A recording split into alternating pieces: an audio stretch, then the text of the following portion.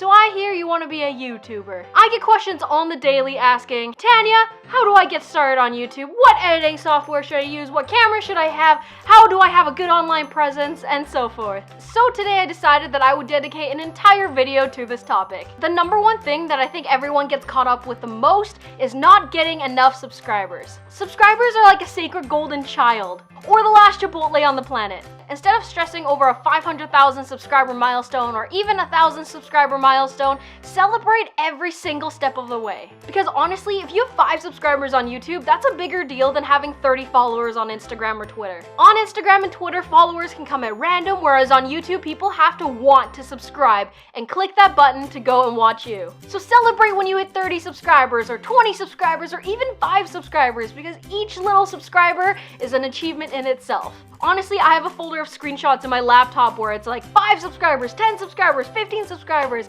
all the way up to where I am now. I like to celebrate every single milestone because, like I said, it's way different than getting a follower on Twitter or Instagram. So celebrate it. The next big question I get asked is always about lighting, camera, editing, and so forth. I want to make it very clear that you do not need an expensive camera, tripod, lighting, backdrop, or anything of the sort. Every successful YouTuber started out with a cheap little camcorder, no special lighting, no fancy mic, no fancy editing, and look where they are now. Honestly, my favorite type of lighting is still natural window light, which is what I'm using now, and I do actually have 2 sets of fancy studio lights, but I always prefer the window. Honestly, you don't even need a tripod because you can make your own out of books, which I have used before in the past. Or when I travel to places and I can't fit a tripod in my suitcase, girl, I'm gonna build my own tripod. Now that I've stressed enough that you don't need this fancy stuff, I will actually tell you what I use if you're interested. For my lights, I just picked out some soft boxes at my local camera store. For my mic, I use a Rode Video Go Pro mic. I might have mixed up those words, but I'll put everything right here. I chose this mic over the generic Rode mic that everyone else chooses because the other one has an on and off button and requires batteries, and I don't like the responsibility of remembering to turn on a mic. So instead, I just got one that doesn't have an on or off button. It just starts recording when the camera starts recording,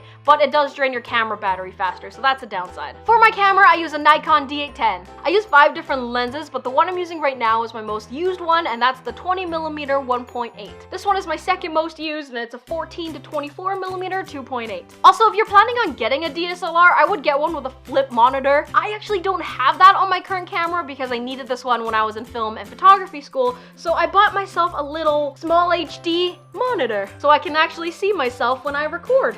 Yeah.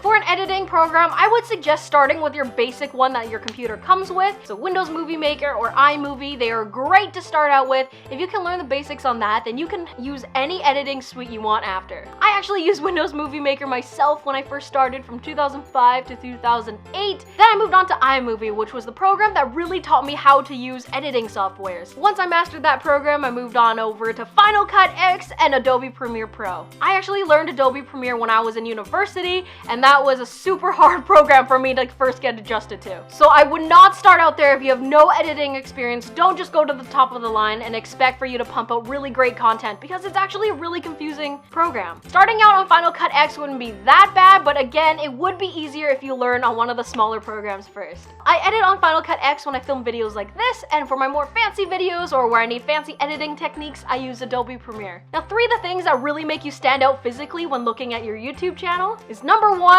thumbnails. Make sure you put a custom thumbnail on all of your videos. Don't choose one of the default 3 that YouTube gives you.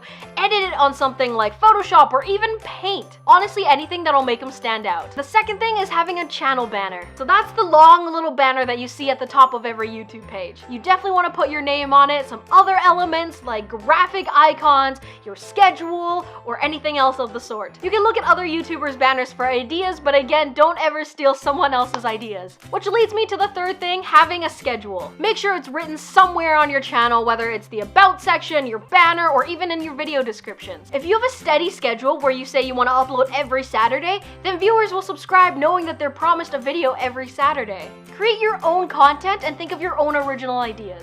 It'll really make you stand out in a sea of YouTubers if they're all doing the same thing and you're that one different YouTuber. Also, kind of like a side tip type of thing, make sure that your YouTube username matches your other usernames on other social media networks. networks. For example, I wouldn't want a Skylit Avenue as my YouTube channel name and then a Tanya Avenue for Twitter. It messes people up, and if you keep that same consistent username across all platforms, it's way easier for everyone. And yourself. And a huge other tip is making friends with other YouTubers in the community. Then you can retweet each other's new videos, have friends when you go to conventions like VidCon or Playlist Live, and just have awesome pals that you can talk to on the internet. I think I have more YouTube friends than I have friends in real life where I live. But Tanya, how do you just become friends with a YouTuber? Throw them a message on YouTube, DM them on Twitter, follow them on Twitter or their other networks, comment on their videos, tell them that you like their stuff and that it'd be awesome if you guys could be friends. Honestly, just reach out to people and be supportive. My last 2 tips have to do with the comment section and that you should always reply to all of your fans that comment on your videos. On some days, it may seem hard to keep up with them,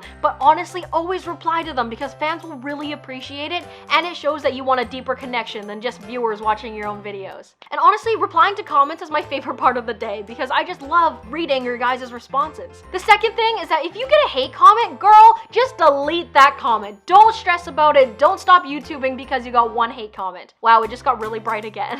An extra step to stop the hate comments is that there's this little thing called blacklisting on YouTube in your YouTube settings. Basically where you can blacklist words that you choose so that if someone comments something with that keyword, it'll be sent to the spam folder rather than being published. That way you'll never have to look at them, and honestly, it's something that I always use. So that is all for today's video. Be sure you give it a giant thumbs up if you found it useful. Comment down below and tell me anything you want. I'll be replying down there, and I'll see you guys tomorrow with a brand new video. Bye!